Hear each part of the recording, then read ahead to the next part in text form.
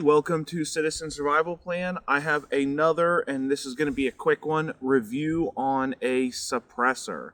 This is the Gemtech GM-22 Suppressor from Gemtech. I always like to keep things as simple as possible when it comes to gun stuff or anything else. And the direct competitor to this was probably the SilencerCo Sparrow, which I did not like as much because it takes O-rings and it's multiple pieces, and it was just a little bit too complicated. I know that's kind of a weird complaint when it comes to this because it wouldn't necessarily make anything more difficult, but whenever you have a lot of parts going on with something, you can end up losing them or they break, and sending suppressors back for any kind of service is a pain. So the Gemtech GM-22 is 2 pieces only. It is nice and simple. There may be something to be said that another one with more parts and O-ring assemblies in it will suppress the sound down more than this, but in my opinion, a 1 or 2 decibel difference with anything isn't going to make a difference to where you're going to notice. Another big reason I really like this is, again, the simplicity. On the front of it, it has a fitting, and that's where the bullet comes out there. And you can just put a small socket wrench in it to loosen it or tighten it into place. Probably not tighten it because you don't want to do that, but if it ever gets carbon locked or something, it would just be so simple to undo this. So let's take a little bit closer of a look at this. Like I said before, if you need to ever get this apart, a small socket wrench will fit right in the end of this, and that is sort of a Gemtech thing, and I really like that they do that.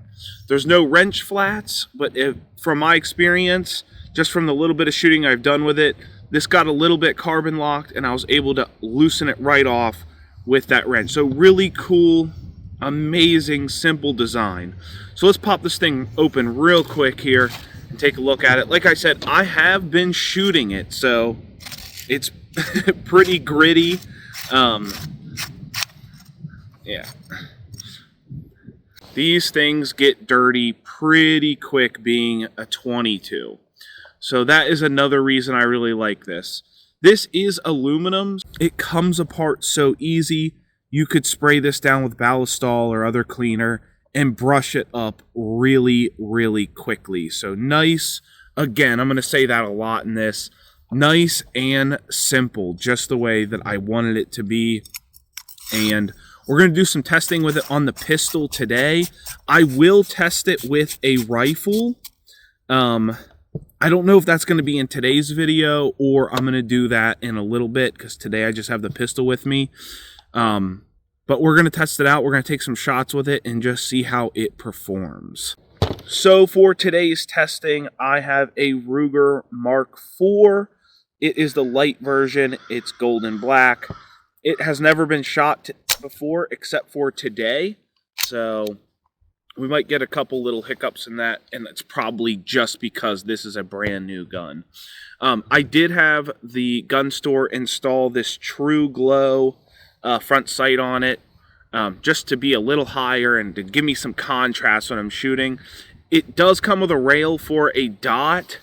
I don't know if I'm going to put a dot on this pistol. I'm not a huge fan of red dots on pistols. For rifles, all the way. Pistols, I really don't like them that much. So, without further ado, let's take some shots.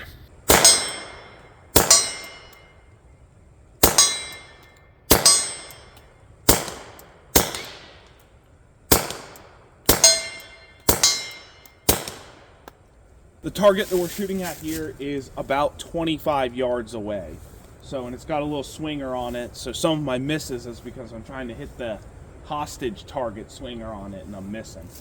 Just me, I'm not an amazing shot with a pistol sometimes. All right, let's take some shots at about 80 yards. That big plate I got down there, it's huge, but it's about, I'd say it's 80 or 90 yards out there. So let's just give it a shot.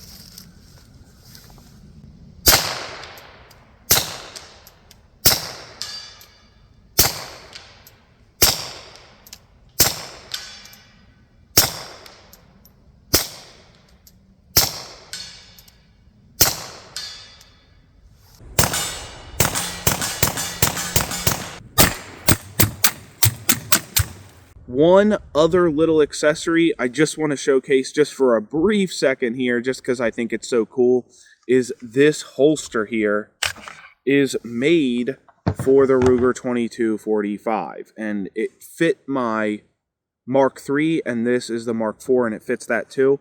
But more importantly, it fits it with a suppressor on.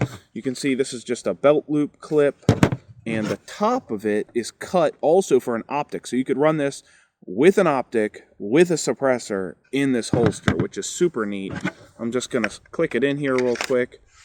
It does give you quite a bit of retention. It's brand new. If you guys wanted a really neat holster for this, I will link this in the description.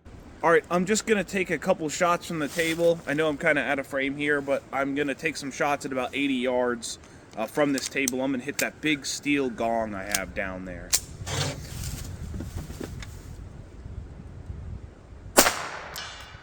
Hit. Hit. Oh, miss. There we go. Last one's a miss. I'm shooting at 80 yards. Forgive me, from a table. I got the camera set up so it's a little goofy. All right, I'm going to try it with the red dot now. I know that I said I didn't really like that there, and I don't, but my hit performance with the dot sight is so much better with it on. So I'm going to take some shots. Again, this is 80 or 90 yards, somewhere around there. I measured it, but we'll take some shots with this going on out.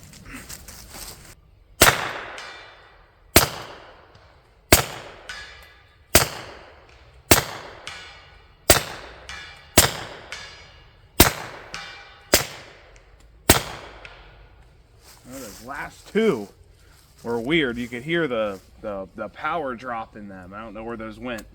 Just Thunderbolt ammo is just junk. All right, let's go back to a more reasonably distanced target. This is about 25 yards right here.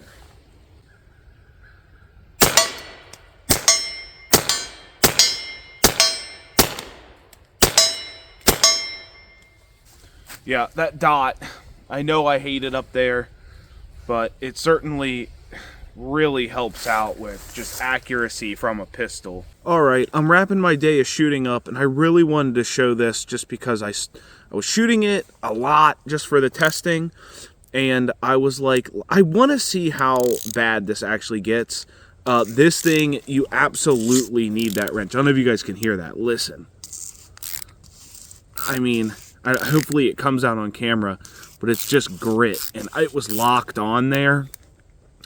This front piece on here is 100% necessary to get it out. I even like tapped it on the table, and like dust is coming out of it really bad. So these things get absolutely filthy. It is nothing like shooting a AR-15 suppressor. Those actually stay pretty clean in comparison to something like this. And I'm going to take this off on camera just so you can take a look at it. You can hear it just grinding off of there. So it's out now, but like usually this thing just slides right in and out. It is like grit. Yeah. Oh wow. Really bad. So this thing's going to need to be cleaned pretty much every time you take it out, in my opinion, to keep it from locking up. Let's see if we can even get it back together. Yeah, it's really bad. Really bad. You're going to need to clean this a lot. And I'm glad I got that simple design because it's just going to make cleaning so much easier with this. One design problem with the monocore suppressor design, and I read this in the reviews before I actually purchased it, but people will say that you get something called first round pop. And that's where your first shot is much louder than all the shots afterwards. And I certainly can notice that. Is it a huge problem for me? Not really. But is it real? Yes.